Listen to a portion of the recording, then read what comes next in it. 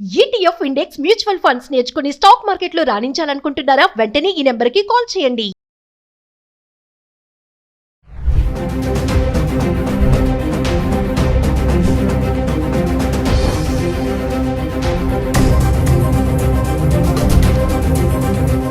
Hello viewers, welcome back to Suman TV. ప్రస్తుతం మనతో పాటు ఉన్నారు the great grand son freedom fighter Kanneganti Hanumantharao గారు, పిహెచ్డి ఇన్ అమెరికన్ స్టడీస్. అమెరికాలో ఉన్నటువంటి 18 యూనివర్సిటీస్లో ఎక్స్పర్టీస్, అంతేకాకుండా centre for human security studies founder and executive director Kanneganti Ramesh Babu గారు ఉన్నారు. సార్తో మాట్లాడదాం. నమస్తే సార్. సార్, విజిటింగ్ వీసా పైన వెళ్ళే పేరెంట్స్కి ఒకసారి తీసుకోవాల్సిన జాగ్రత్తలు అంటే, ఇంటర్వ్యూలో వాళ్ళని ఎలాంటి క్వశ్చన్స్ అడుగుతారు? మరి చాలామంది అంటున్నారు ఇంగ్లీష్లోనే ఉంటుంది అనేసి కమ్యూనికేషన్. మరి అందరికీ ఇంగ్లీష్ రాదు కదా, విలేజెస్లో ఉన్న వాళ్ళ పేరెంట్స్ సంగతి ఏంటి? ఒక్కసారి దాని గురించి మాట్లాడుకుంటాం. అమెరికాలో ఒక మోర్ దాన్ 5.5 మిలియన్స్ అంటే ఒక 55 లక్షల మంది భారతీయులు ఉన్నారు. More than 5.5 millions. 1 మిలియన్ అంటే 10 lakhs, 10 లక్షలు. 55 లక్షల్లో మన ఆంధ్ర తెలంగాణ రాష్ట్రానికి సంబంధించిన వాళ్ళు సగము అని కొద్దిగా పైగా ఉన్న ఆశ్చర్యపోవద్దు. సో ఇలాంటి తరుణంలో ఆంధ్ర తెలంగాణ రాష్ట్రాల నుంచి ఎంతోమంది ఉన్నత విద్యను అభ్యసించి H1B వీసాలు కానీ, టూరిస్ట్ వీసాలు కానీ, విజిటింగ్ వీసాలు B1 B2 కానీ ఇలాంటివి తీసుకొని అమెరికా వెళ్తూ ఉంటారు. మరి అమెరికాలో ఉన్న కొడుకుని కూతుర్ని చూస్తానికి, లేకపోతే అమ్మాయి ఏదన్నా డెలివరీకి వెళ్తే హెల్ప్ చేయడానికి గ్రాండ్ పేరెంట్స్ కూడా వెళ్తూ ఉంటారు. చాలామందికి మరి ఆంగ్ల భాషలో పట్టుండదు. హైదరాబాద్ వచ్చి యుఎస్ కాన్సుల్ జనరల్ ఫైనాన్షియల్ డిస్ట్రిక్ట్లో కానీ లేకపోతే వేరే కాన్సులేట్స్లో కానీ వెళ్ళి మరి వీసా ఆఫీసర్ ముందర నుంచున్నప్పుడు మరి ఇంగ్లీష్ రాదు కదా, ఎలా తప్పులో అని మాట్లాడితే వీసా రిజెక్ట్ అయ్యే అవకాశం ఉంది. కాబట్టి ఏంటి అనేది మీ ప్రశ్న. చాలా మీనింగ్ఫుల్, చాలా అర్థవంతమైన ప్రశ్న అండి.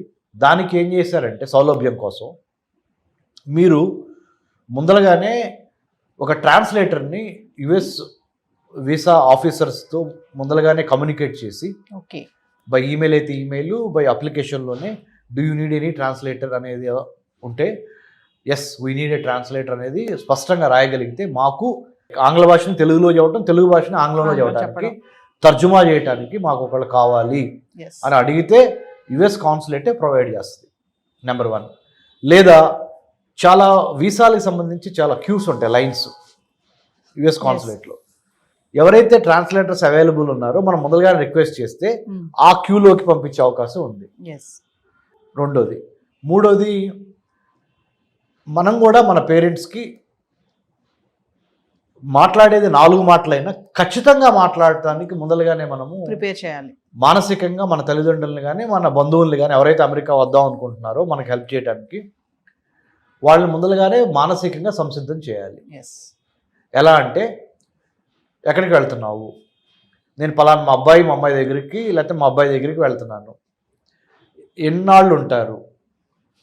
ఎగ్జాంపుల్ 2025 జూన్ 1 నుంచి 2025 జూన్ 23 వరకు ఎగ్జాక్ట్ ఇన్ఫర్మేషన్ ఇవ్వాలి. ముఖ్యంగా ట్రంప్ ప్రెసిడెంట్ అయిన ఈ నేపథ్యంలో అమెరికాలో homeland security, department of homeland security 1000 కళ్ళతో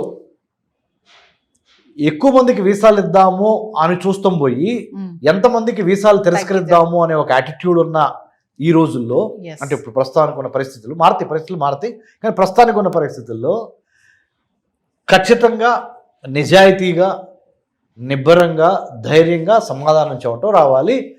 భాష ఏమైనా పర్లేదు.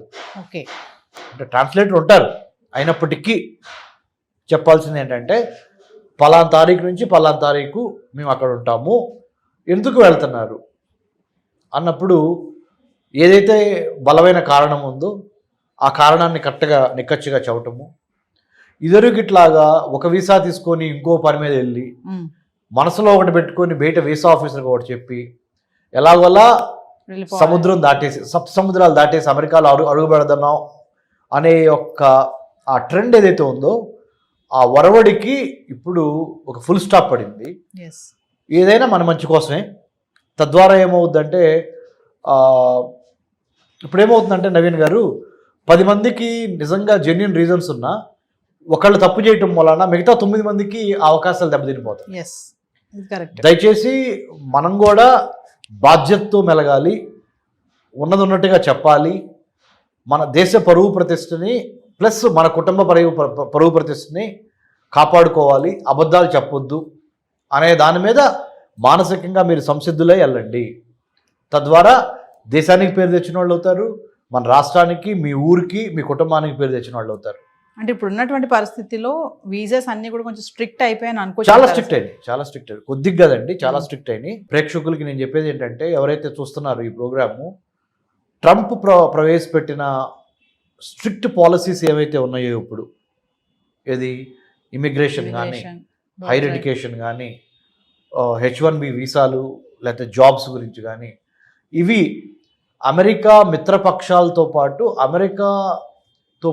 ఆర్థికంగా ఎదుగుతున్న మిగతా చాలా countries, UK, Australia, Japan, South Korea, Canada, France, Germany, ఇలా ఇటలీ, ఈ చాలా దేశాలు ఈ విధానాన్ని ప్రవేశపెట్టబోతున్నాయి. లోకలైజేషన్, ఫస్ట్ లోకల్స్కి, స్థానికులకి ఎక్కువ విద్యా, వైద్యం, ఆరోగ్యం, ఉపాధిలో ఎక్కువ స్థానికులకు అవకాశం ఇచ్చి, వేరే దేశాల నుంచి వచ్చి అమెరికాలో స్థిరపడిన వాళ్ళకి సెకండ్ ప్లేసు, థర్డ్ ప్లేసు, 2వ ప్లేసు, 3వ ప్లేసు ఇవ్వాలనేది అఫీషియల్గా అన్డిక్లేర్డ్, అంటే అసలు డిక్లేర్ చేయకుండానే డిక్లేర్ చేయబడిన పాలసీ విధానం అయిపోయింది. కాబట్టి ఉన్నంతలో సాధ్యమైనంత వరకు నీతి నిజాయితీగా సమాధానాలు చెప్పి, తెలుగులో అయినా ఇంగ్లీష్లో అయినా భాష ఏదైనా మీరు ఇచ్చే ఇన్ఫర్మేషన్, సమాచారము ఖచ్చితంగా కాన్ఫిడెంట్గా పొలైట్గా ఇవ్వండి. ఈ ఇచ్చే పరిణామ క్రమంలో మీ తల్లిదండ్రుల్ని కానీ, మీ డిపెండెంట్స్, మీ మీద ఆధారపడి అమెరికా వద్దాం అనుకుంటున్న వాళ్ళు ప్రిపేర్ చేయండి. ఆ విధంగా మానసికంగా ప్రిపేర్ చేయండి, హోంవర్క్ చేయండి. Plan, prepare, perspire and inspire. అంటే ముఖ్యంగా చక్కగా ప్రణాళిక వేయండి. ఇంట్లో కూర్చోబెట్టి హోమ్ ట్యూషన్ లాగా చెప్పండి పేరెంట్స్కి, అమ్మా ఇట్లా వీసా ఆఫీసర్ అడుగుతారు, నువ్వు ఇట్లా చెప్పు, ఉన్నది ఉన్నట్టు చెప్పాలి. ఎందుకంటే డాక్యుమెంట్స్ మ్యాచ్ కాలేదు, చెప్పేదానికి డాక్యుమెంట్స్ మీద ఉన్నదానికి తేడా ఉందనుకోండి, సారీ. కాబట్టి మంచి మెలకువలతో ఉండండి, అద్భుతంగా మీకు వీసాలు వస్తే భయపడొద్దు. మీకు ఎటువంటి సందేహాలున్నా డాక్టర్ రమేష్ కన్నెగంటి నేను ఉన్నాను, మీకు సహాయం చేస్తాను. I did my PhD in American studies. America చాలాసార్లు వెళ్ళొచ్చి అమెరికన్ అధికారులతో కూడా చాలా యూనివర్సిటీస్లో పనిచేయడం వల్ల మాకు కొంత అనుభవం ఉంది. అనుభవాన్ని మీకు షేర్ చేస్తాను. Thank you sir. Thank you Ravindra గారు.